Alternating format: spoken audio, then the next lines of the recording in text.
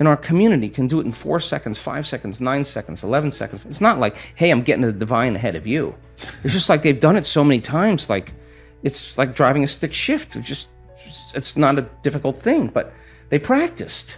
And they came up against their blocks. They came up against their limitations. They came up against their frustrations. They came up against their analytical mind, and I want them to in a week-long event, because if not now, when? Now is the new later, and let's do it now, right? When I started seeing people whose brains were getting worse during a meditation, I said to them, what are you doing in there? And 100% of the time, they were analyzing their life or themselves within some disturbing emotion. And if emotions are the record of the past, and those emotions are derived from the hormones of stress, they were thinking in the past. And I learned right in that moment that if I got the person past the emotion, cross the river of change with me, forget about the emotion, just keep overcoming it. Forget about the past. Dragging people out of their past is the work. And so when we started studying those brains and we started seeing changes at pre and post measurements, I realized the change wasn't just in their mind. It was actually in their brain. And that we were measuring different compartments of the brain, and when we're living in stress and we're living in survival, when the brain is aroused into those high beta brainwave patterns and we're out of balance and we're trying to predict and control everything in our life, and we're shifting our attention from one person to another problem, to another thing, to another condition. Every person, every object, everything, every place has a neurological network in your brain. So as the person was aroused by the hormones of stress like a lightning storm in the clouds, their brain was firing very incoherently. Different compartments were out of sync with other compartments of the brain. And if your brain is incoherent, you're incoherent. And if your brain isn't working right, you're not working right. So if it requires a clear intention and elevated emotion to begin to change reality, and you have an incoherent brain, what kind of signal are you sending out into the field? Pretty static. In fact, better way to say it is you have no Wi-Fi signal. You're separate. And the hormones of stress create separation. And when you're sitting in a staff meeting and you're looking at that person and you just want to punch them in the head, or you want to throttle them in some reason, or you're angry on traffic and you're turning on those hormones, you're stepping on the gas. But at the same time, you can't fight, you can't run, you can't hide, you're stepping on the brake. You step on the gas and the brake at the same time, your heart starts beating incoherently, and energy leaves the brain and heart. We've seen this so many times. So then, if the thought is the electrical charge in the quantum field, and the feeling is the magnetic charge, and how you think and how you feel creates your state of being, then we got to get energy right into this center right here. Because if you're going to believe in that future that you're imagining with all of your heart, it better be open and activated. And we got to teach people how to create heart coherence. And we have beautiful imagery to show that when a person's heart is coherent, like taking a big sheet and just flushing it, just whipping it like that wave that's created, the heart begins to send profound waves of energy into the brain, and the brain goes into a creative state. So the heart is the creative center. And our heart begins to drive our brain into more alpha patterns, more creative patterns. At the same time, when the heart gets coherent, it's producing an ambient magnetic field up to 3 meters wide.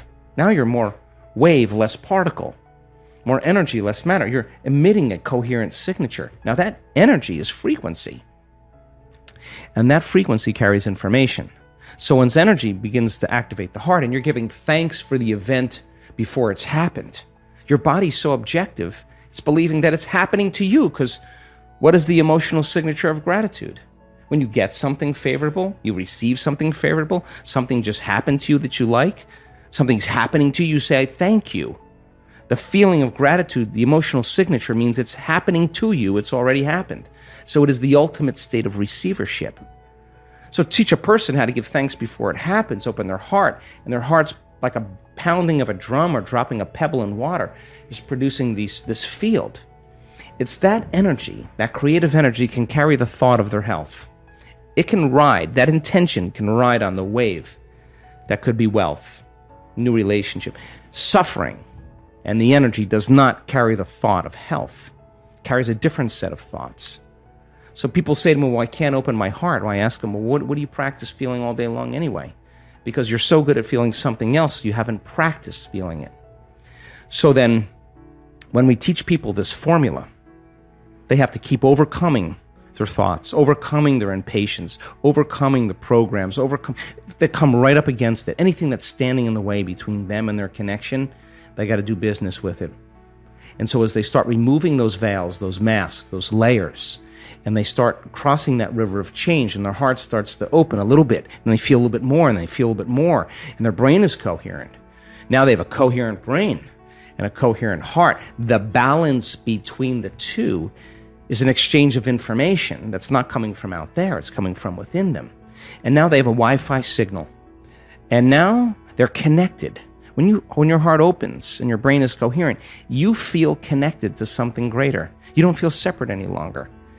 So then, can you then get so good at it that no person, no condition, no experience in your life is going to move you from it? That's the name of the game. That's the Wi-Fi signal now. And so now, whatever you broadcast into the field is really your experiment with destiny. Not for the whatever you get, but for the fact that you created it. That's the fun part. And then, so many people, I have people in our work that created so much wealth. The first thing they did? They gave it away. Well, of course they would, because they now believe they can create it again. So now what? Now you just get good at giving. It's no longer about that. What do you want? You're going to get that car, and then you're going to be like, I'd rather drive the Mini. I don't really care about that whatever car. I'm just happy with what I have. So when you're at that point where you're so whole that you don't care what people think about you, when you're so happy with yourself that you're free, you don't care what you look like, you're just happy with you, man, that's freedom for people. That's so much freedom. So it brings me great joy to witness transformation. And that formula then, I always tell people, don't work on your healing. Work on learning the formula. Once you learn the formula and get it down, the healing will be the side effect of your personal change. So we teach that formula after about 10 years of research and looking at all the data. And we have great universities right now around the world that are very interested in what we're doing.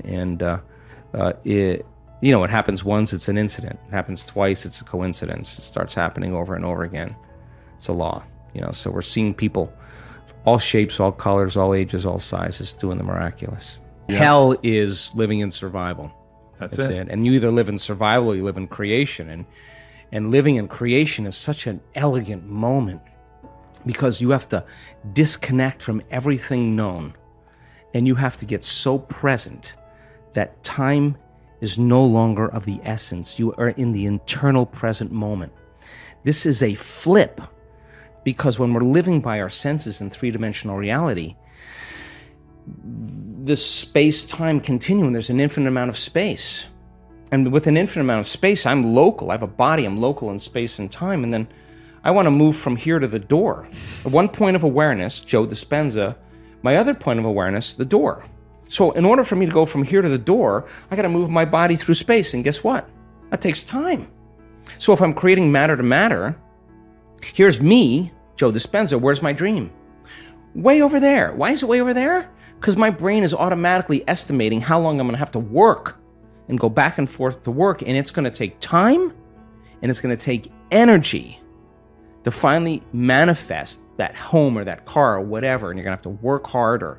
You're going to rush faster to get it done. And when you finally pay off that house or whatever, you're too tired, too exhausted to enjoy it. When you pass through the eye of the needle into the quantum and you enter that realm of time-space, it's a different world.